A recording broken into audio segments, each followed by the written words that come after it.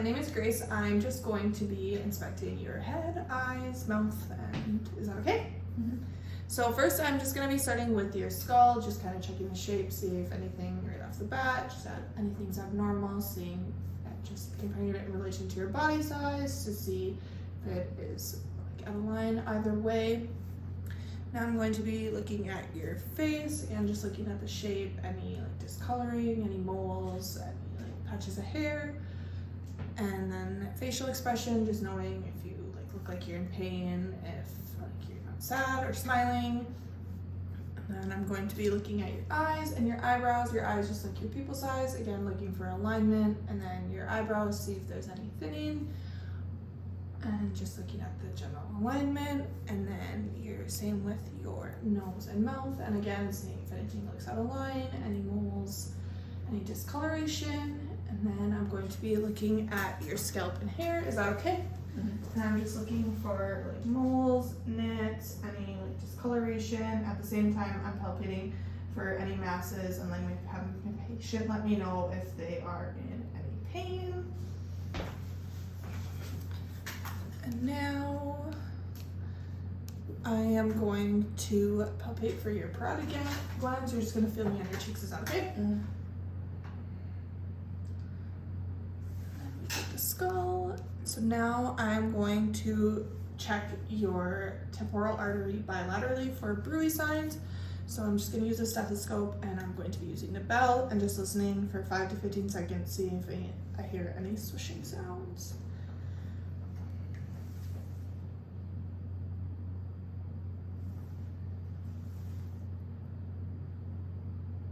And then I'm going to do the same thing for your orbital artery. So can you just close your eyes, and then you're just going to feel me lightly place it on top.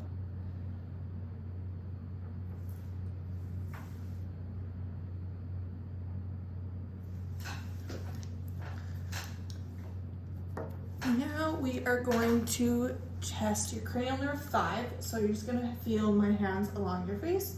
Can you close your eyes and then just let me know if this feels the same or different? Sure. Same. Same. Same. And then we are going to, I normally would be using a sterile Q-tip. Since I don't have that, I won't actually do that. But right now I'd be trying to elicit your corneal reflex. So I would just have my patient kind of look to the side, rub it along her eye, just seeing a shape blink. And then we are going to use a sterile tongue depressor, and that's my patient where you open your mouth and then bite down on this, and then just don't let me pull it out. And then we'll repeat on the other side, and don't let me pull it out. And then lastly, we're gonna do cranial nerve 7 assessment, and can I have you wrinkle your forehead? And then can you puff out your cheeks? And then can you smile? And then that is it. Okay, now I'm going to be going over your nose and mouth. So we're first gonna start with your nose. I'm just gonna be looking at your external nose, again, looking for any, if it's like out of line, any discoloration, any abnormal bruising. And now we're going to look inside your nose. I should just be wearing glasses. And I should be wearing gloves to this, but we don't have any, so I am going to be using the otoscope. Turn my light on, and I'm gonna have my patient look up, and then I'm going to depress and elevate her nose to get like the best view, and checking both sides. And then in the nose, we're just looking for the turbinates, see if there's any polyps, any discoloration. And then I'm gonna have you, can you plug one nostril and take a breath in and breathe out? Can you do the other side, please? Thank you for that nasal patency test. And then I'm going to just be palpating your maxillary and frontal sinuses. Is that okay? So first I'm just going to palpate, let me know if there's any pain. And now I'm just going to progress again, let me know if you have any pain. And now for your mouth, I'm going to just be looking at your lips for any discoloration, see if they're cracked, looking at the corners of the mouth, anything that just looks out of place. And then we are going to look at your cheeks, anything that's out, looks different. And now for inside your mouth, I'm gonna be using a sterile tongue depressor with my light leaders open. I'm just gonna be looking at the inside of your cheeks, any discoloration, checking your gums, checking the hard palate, anywhere all around the mouth. And then the tongue, I'm going to be using, I normally would be using sterile gauze, we don't have that, so we're using paper towel.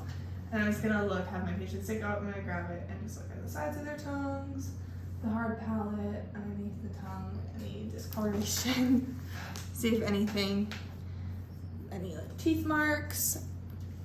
And then for the pharynx, we are just gonna have you stick out your tongue, and then you say ah.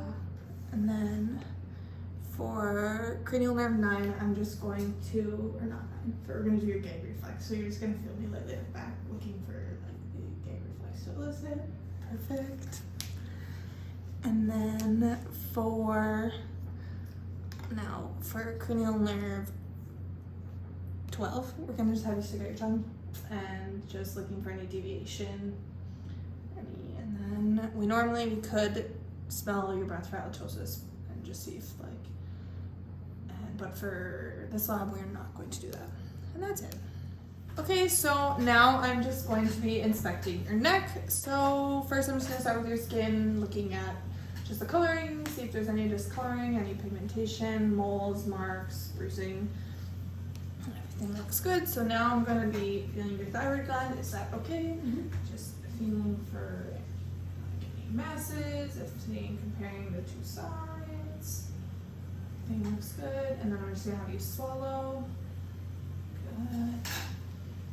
And then now I'm just gonna use like the kickstand and have you swallow and feeling the trachea to see if it's deviated either to the left or to the right. So now I am going to be palpating your lymph nodes, and I'm just gonna check for like tenderness, size, seeing if there's any hard masses. So we're going to start with the pre-auricular, and then the post-auricular, and then the tonsillar, and then the submandibular, and then the submental, and then along the SCM is the superficial cervical, and then along the posterior aspect of this SCM is the posterior cervical, and then along the top of the clavicle is the supraclavicular. Those all feel good. And now the last, we're going to listen to your carotid artery for auscultation and just listening for any buoy signs, see if there's any swishing sounds. So I'm just going to listen for 5 to 15 seconds.